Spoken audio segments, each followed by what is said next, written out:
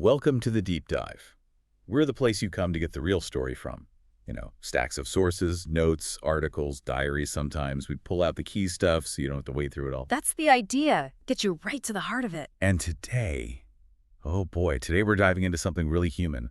It's quite a journey. Personal choices, finding truth, how we affect each other. It's all in there. It really is. We're following a search happening right now in the sources, but also dipping back into these really intense diary entries from the past. So you get both sides, the now and the then. Exactly.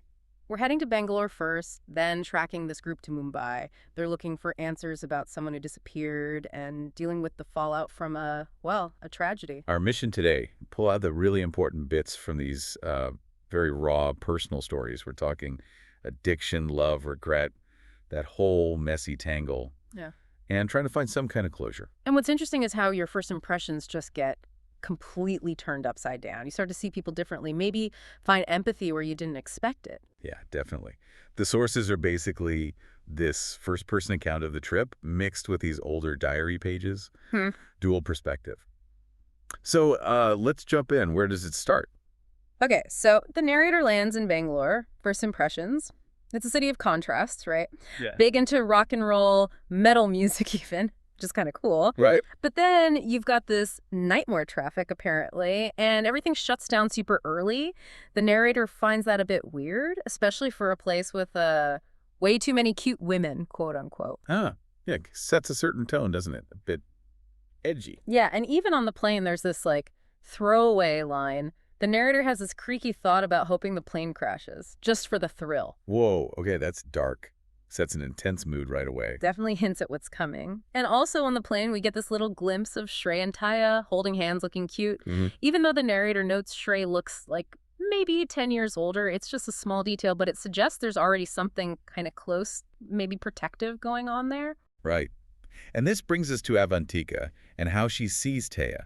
That changes, doesn't it? Massively. Initially, Avantika thinks Tia's just too brash. She's worried Tia's going to go down a bad path. Like maybe Avantika herself did. Or Regini. Exactly. But then there's this moment, Nigel's name comes up, going to rehab, and Tia is genuinely shocked, properly taken aback. Okay, so it wasn't an act. No, Avantika sees it as real smartness, not just the cockiness Avantika remembers from her own past. And this is key because the source connects it directly to Avantika's own history. Meth addiction, rehab in Delhi 7 years back. Wow. Okay, so her own past gives her this insight, this empathy. Totally. Suddenly she's not judging Taya. She's seeing something else. It really shows how our own, struggles can completely change how we see other people. Hits hard. Yeah, it really does. And Shrey, too. He acts kind of weirdly, right? Yeah, unusually serious for him, apparently. He almost tells Taya he loves her. And he tells her to behave sensibly about visiting the rehab place. Which is weird because normally he encourages her stupid behavior, according to the narrator. So this shift, it feels like deeper care, protective maybe, a vulnerability you don't usually see. It makes you think, doesn't it? Yeah. How stress and your own history just totally reshapes how you connect, how you see things. You look past the surface. Absolutely. It forces you to reconsider first impressions. Okay, so they decide to visit this rehab facility. Where is it? It's about 50 kilometers outside Bangalore, and the place itself sounds imposing, old British-style building. Right. And Tia actually says it's eerily similar to another scary place they've been to where they met Nivedita. She even says it's worse than the mental asylum. Okay, so that's not exactly a welcoming vibe. Sets a bad feeling. Definitely foreshadowing. And the tension ramps up immediately. They get there, ask about Regini. Nope. Receptionist shuts them down. Strict confidentiality clause. Everyone signs it. No info given, period. Ugh. More mystery. More frustration for them. You feel that wall they hit. Yeah. Yeah. And then they see Nigel. And the description is just visceral. How bad? The narrator was expecting bad, but says he was far more pitiable than they could have imagined. Looks like a corpse. Thin, scrawny, skin stretched tight over his face. Walks with a limp, stubble, red rashes. Oh, man. And his eyes are described as dead, sunken. Just a living example of why one shouldn't get into drugs. It's brutal, designed to make you feel the physical horror of it. Wow. I can only imagine seeing that. How did the group react? Well, that's the thing. They walk in there angry at him, right? Blaming him for Rhythm and Regini splitting up for all the pain. Sure, makes sense. But seeing him like that, so physically broken, the anger just melts away. It turns into this like raw sympathy, pity even. Just from seeing him. Yeah. The visual shock just overrides the blame. It's complex. It's that immediate human reaction to suffering. And Abantika. Her past must come into play here, too. Hugely. She knows from her own experience that people in rehab are often suicidal. They need reasons to continue your life. That's not just like a fact for her. It's something she understands deep down. It gives her empathy for Nigel's unseen battle. Right. But not everyone feels that way. Taya has this raw outburst. Just whispers, asshole. Blames him for all of this. Her anger is still right there, so intense. It really shows how deeply this whole tragedy has affected her personally, much more than maybe we first thought. Yeah, reveals a lot about her connection to it all. This whole encounter, seeing Nigel, it forces you, the listener, to confront your own judgment. It's easy to blame, but then you see the reality, the suffering. Right. It's just not that simple, is it? Not at all. So do they actually talk to Nigel? Does he say anything? Yeah, they do. And he starts making these really difficult admissions. He remembers Rhythm Regini's friend. It says Rhythm was a sweet guy. Okay. And he admits it was obvious Rhythm loved Regini, and then flat out says he regrets ruining their lives. You can feel the weight of that guilt. Heavy stuff. Does he talk about Regini's feelings? Yeah, and this is really revealing. He says Regini didn't take his suggestions about Rhythm seriously back then, and she felt incredibly ashamed later, disappointed in herself. Like she'd let everyone down, Rhythm, her parents, her aunt. Wow. So she carried that shame. Deeply. He says she told him explicitly she regretted fighting with Rhythm for him, and that she just couldn't face Rhythm again after causing so much pain. That guilt seems like a huge factor in why she vanished. Consumed by it. Did Nigel try to find her? Desperately, it sounds like. He admits he actually run away from this place thrice, trying to track her down. Shows how tangled up they still were, maybe how much he wanted to fix things or just understand. So, any leads? How do they find out where she might be? This is the breakthrough. Nigel tells them about her last contact, a phone call. She told him she never wanted to see him again. Harsh. Okay, sounds final. But then, Yeah. a get-well-soon card arrived from her. And on it, an address in Mumbai. Oh, the clue. That's huge for them. Massive. It's the first real lead they've had, a thread to follow. And then, there was another devastating moment, right? When Taya tells Nigel about Rhythm. Oh, yeah. It's incredibly raw. Taya just blurts it out. He is dead now, and he couldn't even tell Regini that he loved her, all because of you. Oh my God, how does Nigel react to that? Completely breaks down, just shattered.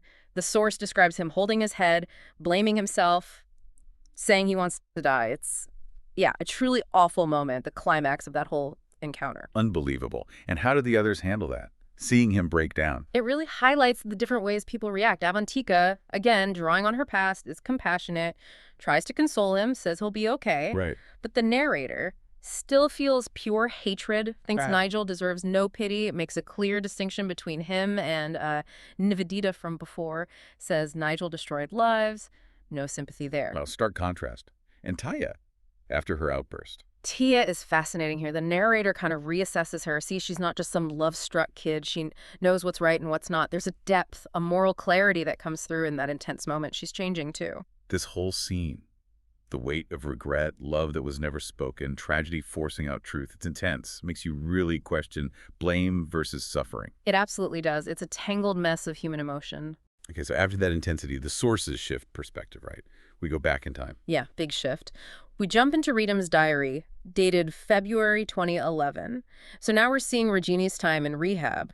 But through his eyes, his pain, his love, it's a really important counterpoint. What was Regini like when she first went in, according to Rhythm? He paints a really bleak picture, defeated and detached, wouldn't accept his help, wouldn't talk, just numbly accepted the treatment, the needles. Shows how deep her despair was then. So painful to read, I bet.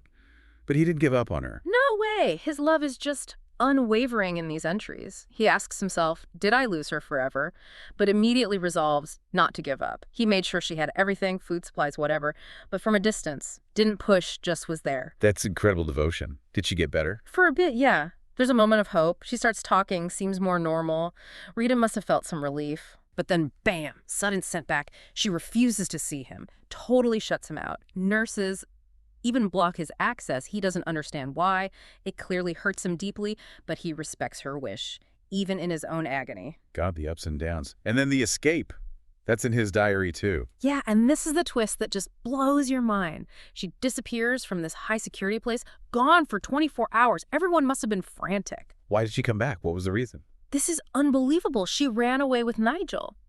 But not to elope, not to run off together. She ran away to try and convince him to check into rehab himself. Wait, what? She escaped rehab to get Nigel into rehab. Exactly. It completely reframes her actions, doesn't it? Shows this incredibly conflicted, maybe misguided attempt to save him, even while she was supposed to be saving herself. A desperate hope for him. That's incredibly complex. How did Ritam react when she came back? Initially pure relief. He writes about thinking she was sane, sweet, and caring again. The bad times were over. You feel his hope just surging back. Oh no, I feel like something bad is coming. Yeah. Then comes the letter. Not a long explanation, just a small message, Ritam calls it. A message that wrecked my life. The end of the road for us. Just like that, a short note. Apparently, the contrast between his soaring hope and that abrupt final rejection is just crushing, absolutely devastating for him. Oh, Ritam. And there's a phrase he keeps using. Yeah, it haunts the entries. I wish I could see her tomorrow, over and over. It just underscores his enduring love, his despair, knowing now that tomorrow would never come for them like that. Wow. This whole diary section. The pain of loving someone you can't reach, the sacrifices, that cycle of hope, and then just resignation. It's not just about the addict's struggle, is it? It's about the people who love them too. Absolutely. Their journey is just as harrowing, in a different way. Constant hope, constant despair. So after absorbing all of that, where does the group go next? Right. Back to the present-day narrative. They leave Bangalore, head to the airport, destination, Mumbai, their last spot. Carrying all that heavy new information with them. Definitely. And the sources make a point of showing how Tia has changed. Remember how nervous she was at the start? Yeah. Now, she's fully in it. Listening intently, the narrator says. She's the one who shouted at Nigel, who almost grabbed that envelope with the Mumbai address. She's not on the sidelines anymore. She's invested. Deeply. That's quite a transformation. Yeah. And Avantika, what's her role now? She's basically become the designated spokesperson. Her empathy, her own history, it makes her the best one to handle whatever or whoever they find in Mumbai. She can connect in a way the others maybe can't. Makes sense. She's got that unique perspective. Yeah. So how are they feeling heading to Mumbai? It's a mix, you know, nervousness, definitely, but also real curiosity, eagerness, almost. They want to meet this mystery girl from the diary. They want this wild chase to finally end. The end is in sight. Maybe. But what will they find? And will it actually be closure? Yeah. So many questions still. Exactly. It makes you think about that human need, doesn't it? To find answers, to get closure, even when it's painful. That hope that keeps you going, even towards an unknown, possibly difficult truth. Okay, so we've really covered a lot of ground today. From Bangalore's contrasts through the shock of the rehab facility, Nigel's state, the heartbreaking diary entries, all leading towards Mumbai. Yeah, it's been a deep dive into some really heavy emotional territory, addiction, loss, regret, but also those unexpected flashes of empathy and this persistent, painful thread of love running through it all. It's messy, human. It really is. And it leaves you thinking, doesn't it? How do you square those feelings, that intense anger or hatred some characters felt towards Nigel versus the empathy that Avantika especially showed when you're faced with the results of really destructive choices? Yeah, how do you reconcile those? And maybe the bigger question, what does closure even mean in a story like this? When the past leaves such deep scars on the present, can you ever truly close the door? Definitely something to chew on. A lot to think about there. Well, that brings us to the end of this deep dive. Thanks for joining us.